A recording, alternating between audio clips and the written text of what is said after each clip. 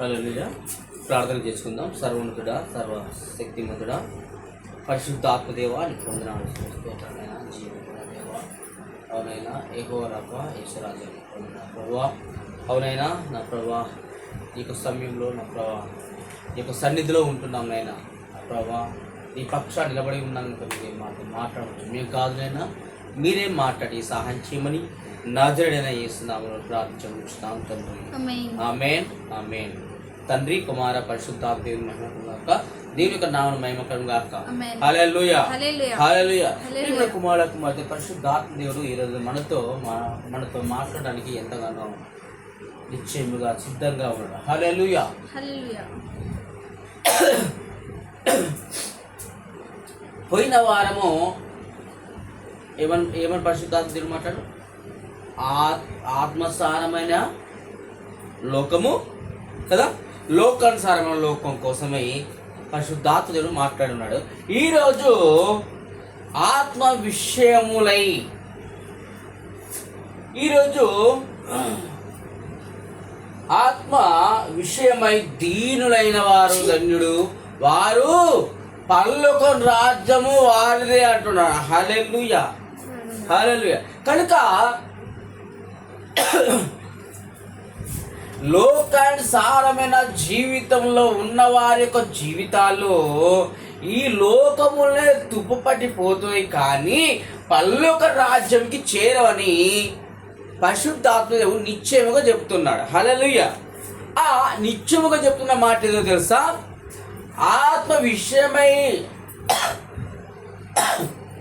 ఆత్మ విషయమైన వారు ధన్యులు, వారు ఎవరట? పరలోక రాజ్యం వారిదట.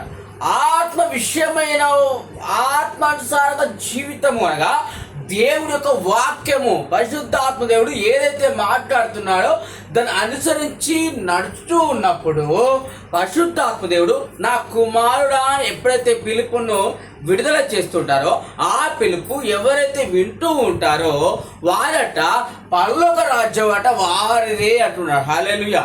తెలుసా, లోకానుసారమైన జీవితాన్ని వ్యర్థముగా, అది వ్యర్థమే. అది ఎప్పుడు ప్రతిసారి పరిశుద్ధాత్మ బోధిస్తూ చెప్తూ ఉన్నాడు, తెలియపరుస్తున్నాడు. లోకానుసారమైన జీవితాన్ని వదిలేసి పరలోక రాజ్య యొక్క వాక్యానుసారంగా నడుచుకున్నప్పుడు దేవుడు అప్పుడు ఏం చేస్తాడు తెలుసా? నా కుమారుడాన్ని తీసుకొని తన కుడి పాసన కూర్చోబెట్టుకుంటాడట. ఇంకో తెలుసా, రోజు ప్రతి క్షణము అనుక్షణము దూతల మధ్యలో ఉండి స్తుత్యాగం చేయడానికి ఆయనను సిద్ధంగా చేస్తాడట. హల్లెలూయా. అయితే ఇక్కడ ఆత్మ ఎక్కడి నుంచి వచ్చిన ఆత్మ అక్కడికి వెళ్ళిపోతుంది. ఓకే, వెళ్ళిపోతుంది. కానీ వెళ్ళిపోతుంది కరెక్టే, కానీ మధ్యలో స్టక్ అవుతుందట. ఎక్కడ స్టక్ అవుతుంది అంటే పరలోకము గుమ్మము దాటక ముందు స్టక్ ఆగిపోతుంది. ఎందుకు ఆగిపోతుంది అంటే ఈ లోకములో నువ్వు చేసిన ప్రతిదొకటి జీవ గ్రంథంలో ప్రతి ఒక్క లెక్కతో రాసి ఉన్నాడు. దానికి తీర్పు ఖచ్చితంగా ఉంటుంది. ఆయన అడగడానికి నా రారాజు ఒక సింహాసనమే కూర్చున్నాడు. లైన్ పెద్ద సైడ్గా ఉంది, తీర్పులో ఉంది. అక్కడ ఆ తీర్పులో ఎవరైనా ఉండొచ్చు, కానీ అక్కడ ఏమన్నా తెలుసా? తనని ఏర్పరచుకున్న వారట తీర్పులో ఉండరు, కానీ ఏదైనా చిన్న దుఃఖాలు మొత్తము మాయమే, అగ్గిలో పడేయడమేనట. అందుకనే దేవుని పక్షాన నిల్చొని మాట్లాడుతున్న ప్రతి ఒక్కడు ఆచి చూచి మాట్లాడుతూ ఉంటాడు. ఎందుకో తెలుసా? తన సొంత ఆలోచనలు చెప్పుకోడు. ఎందుకో తెలుసా? దేవుడు ఖచ్చితంగా వీళ్ళకు తీర్పు ఉంటుంది కానీ మాకుండదు అంటాడు. కనుక ఆ తీర్పులో ఉండకున్నట్టుగా ఇప్పుడు సంఘము తీర్పులో నిలబడ్డప్పుడు సంఘాన్ని నడిపిస్తున్న దాసుడు ఎక్కడ ఉంటాడు తెలుసా? తీర్పులో ఉంటాడా? లేదు, పక్కకు నిలబడి ఉంటాడు. ఒక్కరి మిస్టేక్ జరిగినా తప్పదు. ఎవరికి? ఈ సంఘాన్ని నడిపిస్తున్న ప్రతి ఒక్క దాసుడు తప్పదు, నరకమే. అక్కడ లేవు పాప క్షమాపణ, అక్కడ లేవు, ఇక్కడనే. కనుక ఏం చేయాలి తెలుసా? ప్రతి ఒక్కరు చెప్పాల్సింది చెప్పడమే కాదు, కానీ దాన్ని అనుసరించుతూ దాని వాక్యానుసారంగా మనము అనుసరిస్తూ ఇతరులకు బోధించేవారుగా ఉండాలి. అయితేనే అక్కడ మారు మనసు పొందుతారు. అక్కడ పరలోక రాజ్యానికి వెళ్ళడానికి సిద్ధముగా ఇక్కడున్న లోకంలో ఉన్న ఆత్మను సిద్ధంగా చేయడానికి పరిశుద్ధాత్మ దేవుడు అరగతి సిద్ధంగా ఉన్నాడు. అందుకే ఆత్మ విషయమైన వారు ధన్యులు.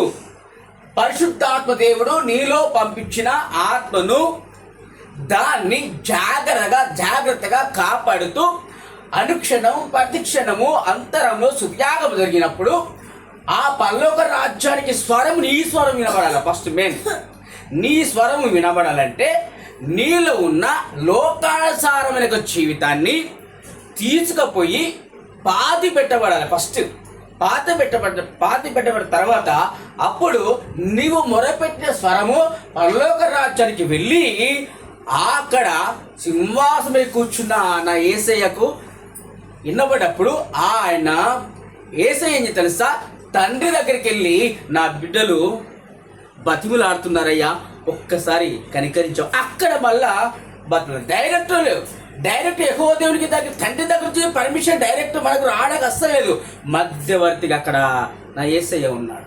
అదే క్రీస్తు రాయబారి అంటారు. ప్రతి ఒక్క మాట్లాడుతున్న ప్రతి ఒక్క మాటను అందించడానికి ఇమీడియట్గా నా యేసయ్య ఉన్నాడు. తీర్పు తీర్చేవాడు కూడా ఆయనే. అర్థమైందా?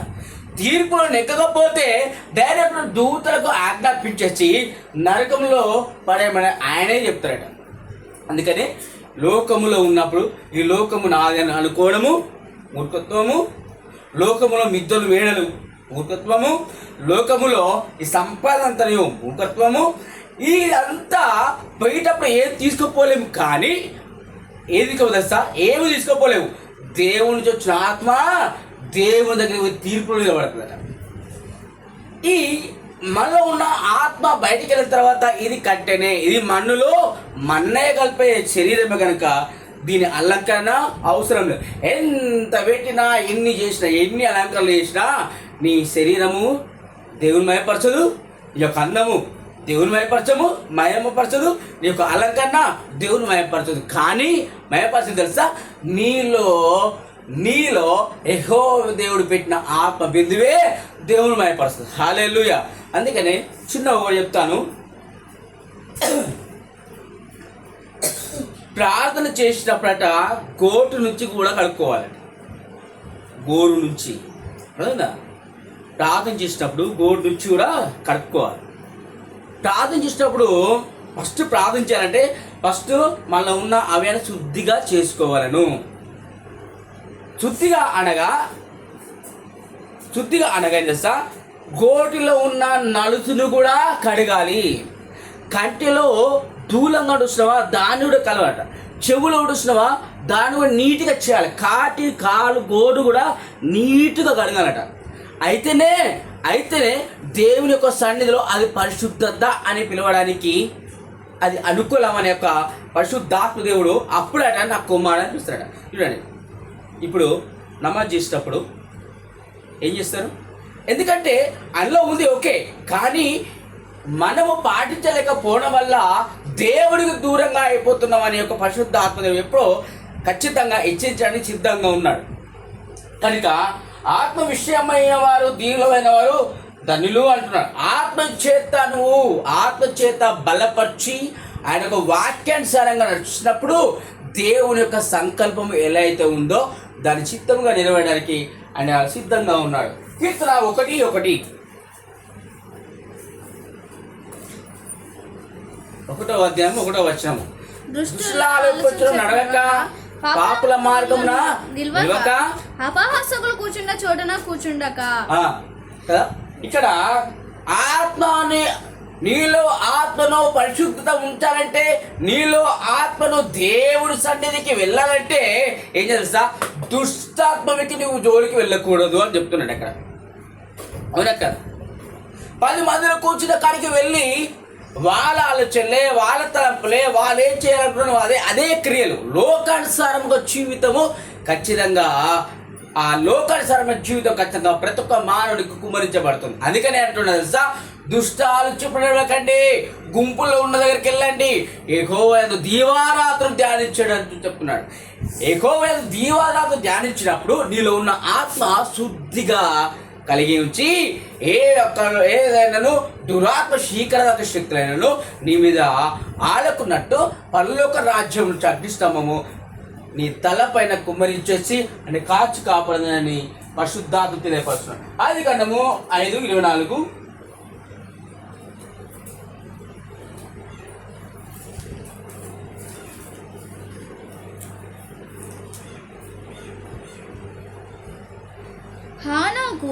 హనోకు దేవునితో నడిచిన తర్వాత హనోకు దేవునితో నడిచిన తర్వాత దేవుడు అతన్ని తీసుకొని పోయాను గనుక అతడు లేకపోయాను. చూసినావా?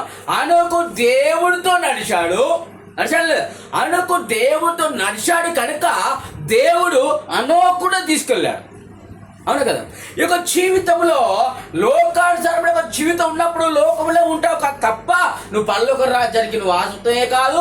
నువ్వు పరలోక రాజ్యంలో పరలోక రాజ్యం నీదని చెప్పడానికి నాదని చెప్పడానికి కూడా నీకు అర్హత లేనివాడు. అందుకే అర్థం తెలుసా, వాక్యానుసారంగా నడిచిన యొక్క జీవితము పరలోక రాజ్యంలో వారసత్వం ఉంటుంది.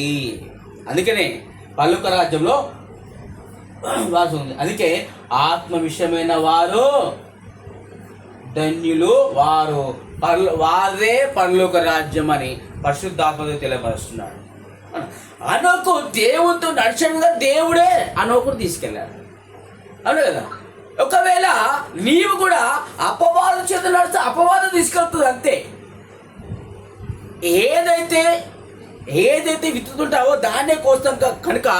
కానీ ఒకటి విత్తినప్పుడు ఒకటి కోయలేవుగా, కోస్తావా? దేవుడి యొక్క వాక్యానుసారంగా నడుచున్న ప్రతి ఒక్క జీవితము పచ్చని ఒలివ చెట్టు వలె ఉంటుంది. పరలోక రాజ్యంలో వారసత్వం ఉండడానికి సిద్ధంగా ఉండడానికి పరిశుద్ధాత్మ తెలియపరుస్తున్నాడు. ప్రేమ కుమార్ నీ యొక్క జీవితం ఎలా ఉంది? లోకానుసారమైన జీవితం ఉందా? పరలోక సంబంధిక జీవితం ఉందా? నీ యొక్క ఆత్మ దేవుని స్తుతిస్తుందా? నీ యొక్క ఆత్మ ఈ లోకానుసరమైన ఆశలు జీవపు డమ్మలనేసి నీ యొక్క ఆత్మంతా కొట్టుకుంటుందా? ఇప్పుడే తీర్మానం చేసుకో. పరిశుద్ధాత్మ దేవుడు ముట్టవడానికి సిద్ధంగా ఉన్నాడు. పరిశుద్ధాత్మ దేవ నీకు వందనాలైనా, సర్వోన్నతుడా నీకు వందనాలు, స్తోత్రాలు. పరిశుద్ధాత్మ దేవ ఇంతకు మాట్లాడిన ప్రతి ఒక్క మాటనైనా హృదయం నాటబడి ఫలించి కృపను సహాయం చేయమని నాదుడైన యేసు నామములో ప్రార్థించుచున్నాము తండ్రి. ఆమేన్.